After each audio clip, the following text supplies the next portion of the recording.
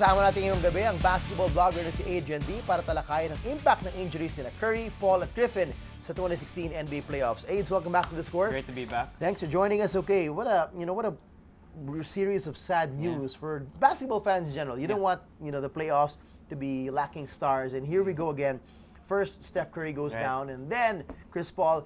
What was your reaction when you saw Steph Curry go down, and what was your initial thoughts about the Warriors? My reaction was I woke up this early to watch Steph Curry get injured. Kasi ginising mo. Okay. It's sad because, and you could see it sa post-game interviews na people were saying that Steph was really crying because he just came back from the injured ankle. Tapos ngayon, may problema ulit. Ngayon, it's the knee naman.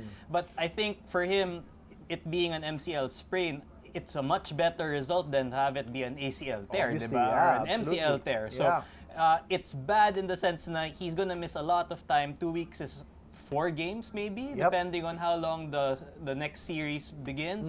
But I mean, he can come back, and yun yung importante para sa Warriors. He can come back. So they'll evaluate him in 2 weeks, and hopefully by then he's ready to go. Well, oddly enough, the Warriors got a bit of luck today, possibly, with the injury naman of Chris Paul, because he's out, obviously, and that if the Clippers still survive the Blazers without Chris Paul, medyo swerte naman yung Warriors. Pero what are the chances of the Clippers now without Chris Paul and possibly even Blake Griffin? Yung walang Blake Griffin din yung problema talaga. Because in the times past when you didn't have Chris Paul, Blake Griffin was basically the de facto point guard despite being the power forward. Siya yung magbababa ng bola, siya mag-run ng play. And when you look at the roster of the Clippers ngayon, you have Jamal Crawford, he's a scorer. Austin Rivers, he's a scorer. Pablo Prigioni, he's a scorer. Wala silang talagang pass-first na point guard on the roster. So mahirap talaga. If you have no Blake Griffin, who's going to be the guy running the place? Maybe you bring back Paul Pierce off the bench, put him in a starting role, or you rely on Jamal Crawford again to sort of tamp down on his scoring tendencies, maybe or more of Austin Rivers. So they don't have anyone na naturally point guard na pass first, and because of that, mahirapan talaga sila to sort of break through and maybe force a 7-game series against the Portland Trail Blazers. Okay, so Blazers pa lang, sa tingin mong mahihirapan na sila makalusot kung wala din yung Blake Griffin. So no Blake Griffin, no Chris Paul, and we've heard this entire series na nahihirapan si JJ Redick because he's got a heel problem.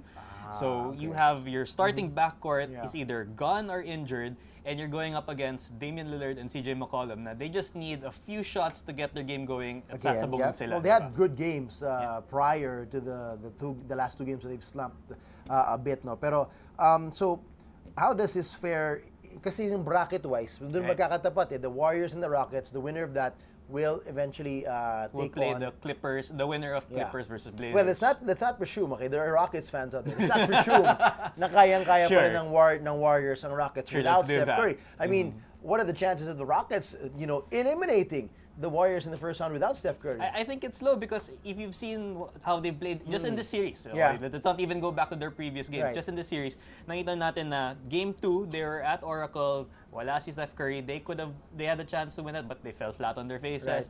And then the next game, they needed a game winner by James Harden na later on, the NBA said, ay, nag-offensive foul talaga si James Harden, sorry. Diba? And then Game 3, the Warriors get Curry back, then he gets injured. So that should be a big moral injury to the Warriors. But instead, the Warriors came out, blew them out with a lot of 3-pointers. So they've had their chances. So ngayon, parang going back to Oracle Arena with basically you have to win this game to survive, I really don't see it happening. Okay, so let's say it was the Warriors who advanced. How would it look like if it's, let's say, the Warriors versus a banged-up Clippers team? Can the Warriors advance without Steph Curry?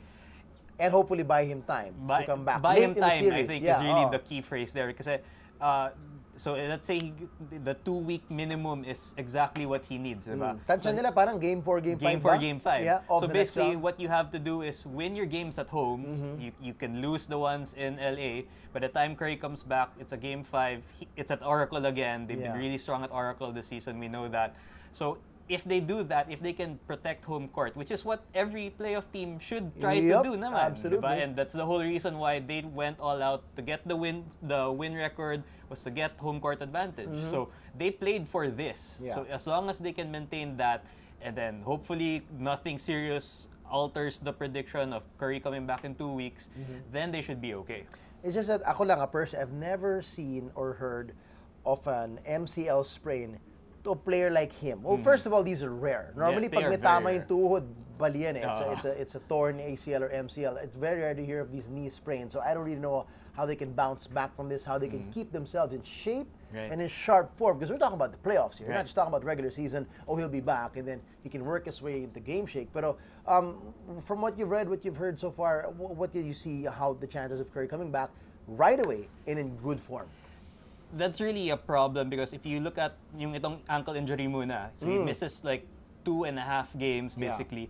And when he came back, he was very rusty to start that game 4. So he was having a hard time shooting and all that. And a lot of Curry's game is built on that explosiveness, being able to cut, being able to jump at a split second to hit a shot. Shifty, So if he does come back, will he be 100%? I really doubt it. So, but of course, just having Steph Curry there on the floor is a big help to the Warriors. But if we're going to expect him to come back and sort of be the one-man shooting machine that he was in the past, I don't think that will be what they will get. And I don't know his sister. I don't know if he's been injured with his knee before, pero yung mga first time na injured ng tuhod, psychologically, malaking bagay. Ang hirap nun eh. I mean, I know of many guys here and even in the NBA, they talked about it. They have psychological challenges to just convince themselves, okay, the doctor says I'm okay, I feel okay, but then ayaw nilang todo-todo. Is my body okay? Yun na nga eh, napaprating sila eh. So, the character of Curry that he is, I mean, how well do we know this kid na makakayanan niya the psychological hurdle of getting back right away? I think the best comparison is when you go back to the Western Conference Finals last year, yung na-concussion siya and like he wasn't able to immediately come back to the game even though he wanted to. So if you think about concussions, like that's brain damage. Yeah, exactly. There's a big psychological hurdle in that also. So if you think about that process sort of playing out on a smaller level with your knee, it's sort of kind of similar. Obviously, I haven't had both, so I can't tell. But like, I would imagine based on that incident last season, Curry can come back, and especially given that he really does want to come back. Na parang, sayang naman if you won 73 games in the regular season and then you're not able to defend your championship because of these small, when you look at it comparatively, they are smaller injuries compared to like, as we mentioned before, an ACL tear. Absolutely. Well, will a not 100% Curry be enough? Let's say he comes back and the series is 2-2 between him and the Clippers, them and the Clippers. Will he be enough to virtually win them in a best of 3 with 2 games at home? Without Paul, the advantage obviously shifts to the Warriors. Without Griffin, the quad injury is a familiar one because that's what knocked him out for a large part of the season. And he's a jumper, he's a dunker, he's a high flyer. And if you don't have that lift in your legs, you're not going to be obviously as effective as you normally would be. So if Curry can come back and he's just 80%, 70%, I think that might be enough. Kahit mag-spot-up shooter na lang muna siya, di ba? Yeah, just spread the floor. We've seen that the Warriors have dominated the Clippers ever since like the first Christmas matchup between the two of them when Steve Kerr was just new as a head coach. So there's also a psychological advantage of the Warriors saying that we can defeat these guys. We know how to solve them. And when you factor that in, wala si Chris Paul, and he plays really tough defense against Curry. So obviously for me, that shifts things in the favor of the Warriors. Just a bit, lastly, just to respect the Blazers, if they make it past the Clippers, how does the tandem of McCollum and Lillard, if they're on, go up against the Warriors? For me, mas scary nga yung the Blazers being the one to advance compared to the Clippers because we've seen them take down the Warriors with Curry was there. Shooting is such the great equalizer in the NBA right now. So if you can have Lillard and McCollum catch fire at the same time, you can put in Iguodala on Lillard, maybe Draymond on Lillard. But if he's really hot, he is the guy. He's probably the closest to another Curry in the NBA, even though he doesn't like the comparison. But he is the closest. So having the Blazers there, that potential for a red-hot shooting night, I think that would scare the Warriors more than the Clippers. Well, we will see. All the more makes these playoffs so interesting with all the drama going along in the sidelines. So keep on tuning in to all the games here in ABS-CBN Sports Action, of course. And we'll keep you updated as much as possible here on The Score. Aids, maraming salamat. See you again next time. Thank you, Adrian. For more sports updates, keep watching The Score. And don't forget to subscribe.